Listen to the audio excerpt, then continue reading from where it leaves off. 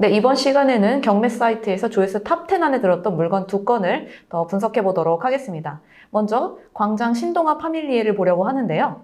광장동에 있는 이 광장동 신동아 파밀리에는 14억 9천만 원에서 지금 현재 6억대까지 거의 반토막 이하로 네. 떨어졌는데요. 네. 근데 이게 유찰이 되다가 4차에서 한번 매각이 됐어요. 네. 매각이 9억 6천 정도에 됐는데 다시 이제 경매 시장에 나왔어요. 이게 네. 어떻게 된 걸까요? 이제 민사집행법상 경매 매각 이후에 매각 불허가 되는 사유들이 몇 가지가 있거든요. 법원 사이트에 이제 내용을 보면 낙찰받았던 사람이 법원에다 불허가 신청을 했더라고요. 근데 우리 제3자로서는 왜 어떤 사유로 불허가 신청을 했고 받아줬는지는 알 수는 없지만 아마도 이제 권리관계에 대한 어떤 법원의 공시한 사항과 좀 달랐던 부분 때문에 신청을 하지 않았나 그런 추정을 좀 해볼 수가 있습니다. 네, 그래서 법원에서 어쨌든 받아주고 전에 낙찰받았던 사람 보증금 이제 반환 받은 거고요. 다시 이제 매각을 진행을 하게 돼서 다가오는 2월 19일 날 6억 1,034만 원, 30만 4천 원에 이제 6차 매각을 이제 진행을 하게 되죠.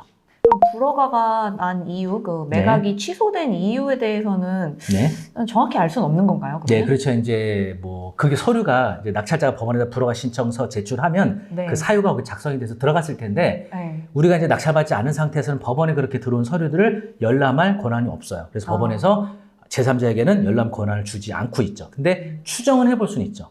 그럼 어떠한 이유 때문에 또 그렇게 됐는지 한번 좀 살펴보도록 할게요. 네. 매각 물건 명세서를 보니까 이게 다 미상이라고 돼 있네요. 네, 그렇죠. 지금 이제 보시면 물건 명세서에 최선순위 설정이 2021년도 7월 22일 그대당이 돼 있죠. 경매에서는 이제 말소 기준 권리 찾는 게 되게 중요하거든요. 요 최선순위 설정이 말소 기준 권리가 되고요. 여기 이제 거주하는 임차인 이모 씨, 이분의 지금 전입일자가 2014년 2월 13일이에요.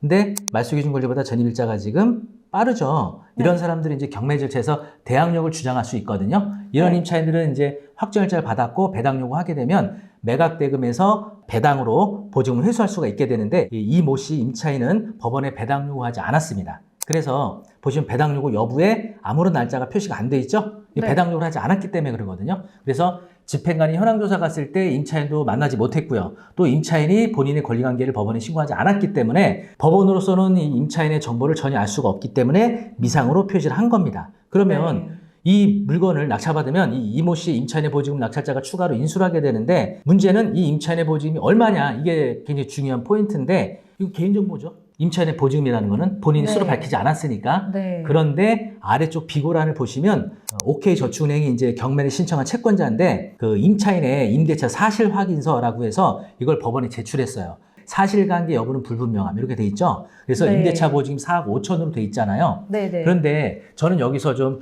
의문을 갖는 게 임대차 사실 확인서라는 게 과연 누구로부터 어떤 소를 통해서 확인된 보증금이냐 이게 되게 중요하거든요. 네. 사실은 이 보증금에 대한 정확한 정보는 임차인 당사자로부터 확인받는 게 되게 중요해요. 만약에 소유자로부터 채무자인 소유자로부터 구두상으로만 확인된 그런 확인서로다가 작성을 해서 법원에 제출했다 그러면 여기에 대해서는 오류가 있을 수 있는 거죠. 그래서 저는 이런 상황에서는 단순히 채권자가 법원에 제출한 임대차 사실 확인서상에 보증금 4억 5천만 보고 판단해서 시세보다 요 정도 차감하고 입찰가를 써서 들어가기에는 좀 어려운 부분이 있다. 이렇게 좀 보여집니다. 그러면 이게 적정 낙찰가액은 얼마일까요? 네, 현재 이제 요 경매 물건은 층이 1층이라서 굉장히 저층이에요. 네. 그래서 이제 매물로 나온 이제 정보에 의하면 저층과 고층 간의 매물가 차이는 있는데 네. 이제 저층 기준에서 한 12억 5천 정도에 나와 있거든요. 네. 그래서 임차인의 보증금을 인수를 해야 되니까 그 금액에서 차감하고 거기다 낮은 금액으로 입찰가를 들어가야 되는데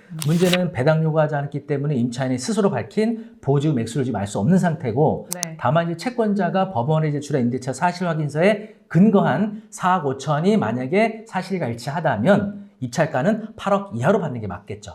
네, 그럼 여기 입지는 어떤 편인가요?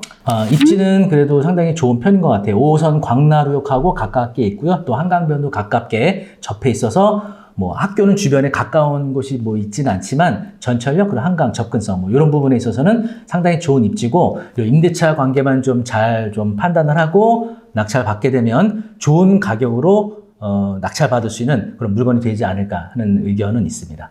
다음으로 성북구의 석관동 두산 2부 아파트 살펴볼 건데요. 이 물건은 9억 3천에서 1억 9천5백만 원대로 네. 8차례 떨어졌습니다. 네. 이렇게 떨어지는 동안 한번 낙찰을 받아봐도 됐을 것 같은데 뭔가 네. 문제가 있었던 것 같아요. 네. 이렇게 이제 경매 시장에서 유찰이 여러 차례 되는 거에는 여러 가지 이제 문제점이 발생될 수가 있는 거죠. 네. 그래서 그런 부분들을 한번 하나씩 알아보도록 할게요. 네, 그럼 매각 물건 명세서 한번 보도록 하겠습니다. 지금 이제 보시면 최선수인 설정이라고 돼 있는 2021년도 5월 18일 근저당 이게 이제 말소 기준 권리가 되고요. 그리고 점유하고는 임차인 박모 씨 전입일자를 비교해 보셔야 됩니다. 전입일자가 2020년 12월 16일이에요. 자, 그런데 이분이 배당 요구 여부에 보시면 배당 요구 일자가 기재되어 있질 않아요. 네. 배당 요구하지 않은 거죠? 네. 다시 말하면 대항력을 주장할 수 있는 임차인인데 배당 요구하지 않은 거예요. 그런데 여기 상단부에 보시면 등기사항 전부 증명서 주거 임차인에서 보증 4억 7천으로 되어 있거든요. 이건 뭐냐면 임차인이 등기부등본에다가 임차권을 등기해 놓은 거예요. 임차권 등기는 만기가 됐는데 소유자가 보증을 반환해 주지 않았을 때 임차인이 단독으로 법원에다 등기 신청을 해서 임차권 등기가 되면 이사 나갈 수가 있어요. 임차권 등기를 안 하고 이사 나가게 되면 대항력 우선 변제권이 상실되거든요. 네. 그런데 보증도 못 받았으니까 이사도 못 나간다? 이러면 얼마나 불편해요? 그래서 법원에서는 만기가 지났는데 보증 못 받았다 하더라도 대항력과 우선 변제권을 유지시키고 자유롭게 이사 나갈 수 있도록 임차권 등기라는 제도를 마련하고 있죠. 그래서 네. 이분은 임차권 등기를 했어요. 자, 근데 여기서 문제는 뭐냐면 법원 판례에 의하면 임차인이 임차권 등기 한 경우에는 배당 요구한 것으로 간주를 해요. 그래서 배당 요구를 직접적으로 하진 않았지만 임차권 등기를 통해서 배당 요구의 효력을 가질 수가 있는데 네. 여기서 중요한 포인트는 뭐냐면 법원 판례에서는 임차인의 임차권 등기 시점이 이 부동산에 대한 경매 개시결정 등기 이전이냐 이후냐 이게 되게 중요해요. 그래서 경매 개시결정 등기 이전에 임차권 등기를 해야 배당 요구로 간주하거든요. 네. 그런데 이 임차인은 어떤지 한번 볼까요?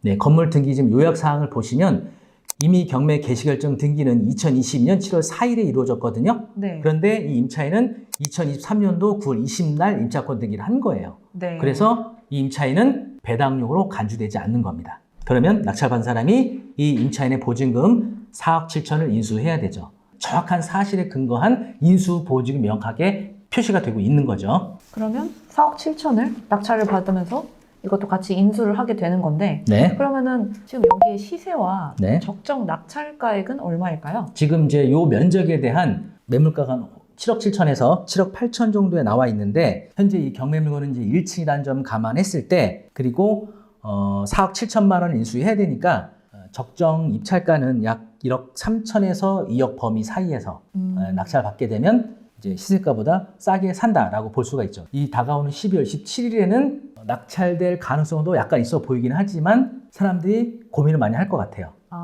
그래서 이번에 만약에 유찰이 되면 다음 차수로 넘어가게 되면 그때는 이제 사람들이 좀 도전을 하게 되지 않을까 그런 추정이 예상이 좀 들어요. 여기 입지는 어떨까요? 지금 이제 여기가 석계역 바로 앞에 있어요. 네. 그리고 광운대역하고도 이제 가까워서 광운대 역세권 개발이라든지 이런 호재가 있어서 좋긴 한데 이 단지가 그 석계역 철로하고 중랑천 요 사이에 약간 네. 외떨어진 느낌이 있어서 네네. 이제 그 주변 단지들이나 이런 인프라하고 좀 그런 단절된 느낌이 좀 들어서 이런 부분이 좀 단점으로 작용하는 단지가 아닐까. 그래서 그런 것들도 좀 작용이 되다 보니까 유찰이 또 되는데도 영향을 미치고 있는 것 같기도 해요. 네네. 지금까지 좋은 설명 굉장히 잘 들었습니다. 네. 다음번에도 또 네. 인사드릴 수 있으면 좋겠습니다. 네. 감사합니다. 네.